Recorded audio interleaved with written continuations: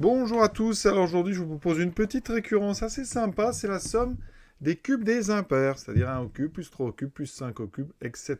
jusqu'à 2n moins 1 au cube. Et ça, on va montrer que ça fait 2n puissance 4 moins n carré. Regardons un petit peu ce que ça donne. Alors ça commence à n égale 1, d'accord? Donc pour n égale 1, on n'a qu'un terme, 1 au cube, parce que pour n égale 1, j'aurais dû le dire, 2n moins 1 vaut 2 moins 1 vaut 1. Donc j'ai 1 au cube, c'est censé faire donc 2 fois 1 puissance 4 moins 1 au carré, c'est-à-dire 2 moins 1, 1, c'est bon. 1 au cube est égal à 1. Oui, ça marche. Pour n égale 2, j'irai donc jusqu'à 2n moins 1. Ça fera 2 fois 2, 4 moins 1. J'irai jusqu'à 3. Donc j'ai 1 au cube plus 3 au cube. Ça fait 1 plus 27, ça fait 28. Regardons ce que donne 2 fois 2 puissance 4 moins 2 au carré. Donc ça fait 16 fois 2, 32 moins 4, j'obtiens bien 28. Donc ça a l'air de marcher. Eh bien, on va le démontrer. Donc, comme toute récurrence, on va d'abord initialiser. Ici, c'est pour n égale à 1. On l'a déjà fait, donc on va juste dire 1 au cube vaut 1.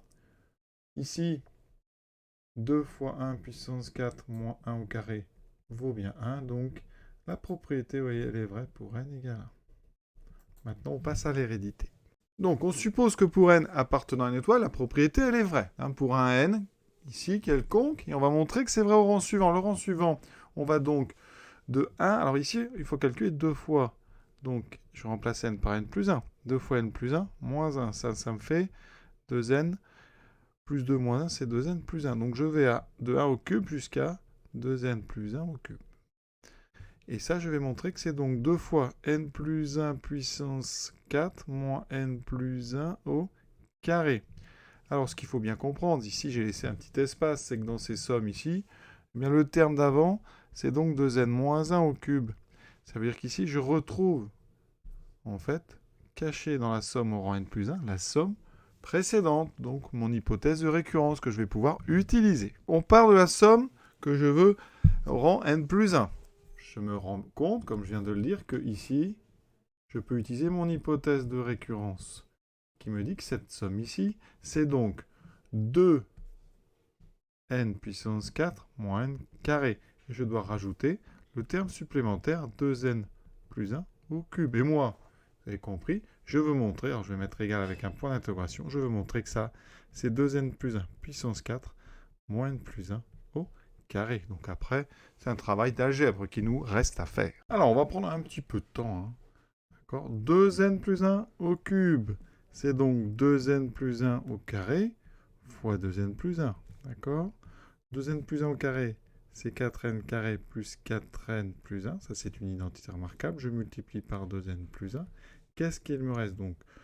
8n cube plus 4n carré.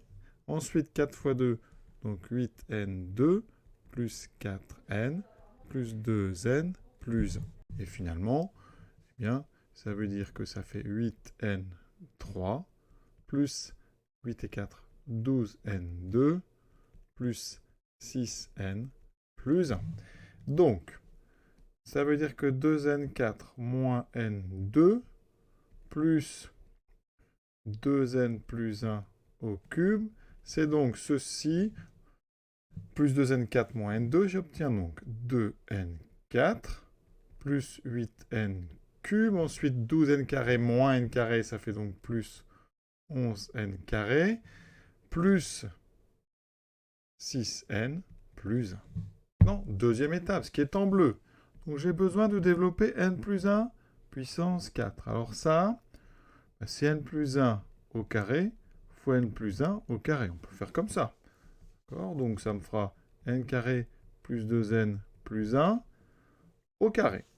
D'accord ?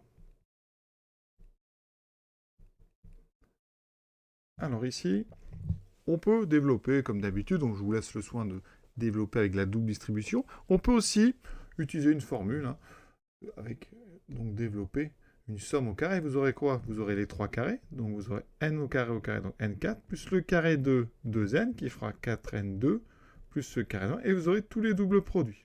Comme ça qu'on développe un carré. Donc les doubles produits, vous avez n2 fois 2n, ça fait 2n cube fois 2, donc 4n cube.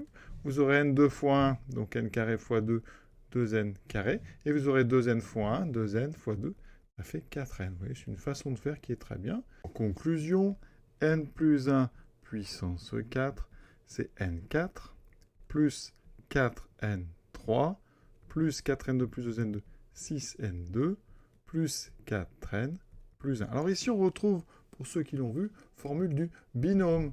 Hein, vous savez que a plus b puissance 4, c'est normalement a4, plus 4a3b, plus 6a2b2, plus 4ab3, plus b4. Et je l'utilise ici pour a égale n et b égale 1. Donc 2n plus 1 puissance 4 moins n puissance carré, ça fait donc ce que je viens de trouver fois 2. J'ai multiplié ça par 2 et j'enlève n puissance carré. Donc n2 moins 2n moins 1. Et vous voyez, qu'est-ce qu'il me reste? 2n4 plus 8n3. 12n2 moins n2, ça fait plus 11n2. 8n moins 2n plus 6n. 2 moins 1, ça fait 1. Et on retrouve ce qu'on a dans l'encadré ici, donc ça, c'est très bien. Donc je reviens sur mon développement ici. Ça, d'après mon premier encadré, c'est 2n4 plus 8n2 plus 11n2 plus 6n plus 1. Mais c'est aussi, donc, 2 fois n plus 1 puissance 4 moins n plus 1 au carré. C'est exactement ce qu'on voulait atteindre. Donc ça, c'est la propriété au rang suivant. Donc l'hérédité est démontrée. On a donc une propriété qui est héréditaire, qui est vraie pour n égale 1. Donc, principe de récurrence, elle est vraie pour tout n supérieur ou égal à 1. Pour tout n entier supérieur ou égal à 1. Donc ça, on l'écrit toujours sur une copie. Par contre, conclusion, la propriété est vraie donc pour n égale 1. Elle est héréditaire. Donc, principe de récurrence, elle est vraie. Quel que soit n entier non nul, donc n étoile. Cet exercice est terminé. Voilà, je vous souhaite une bonne fin de journée, à bientôt.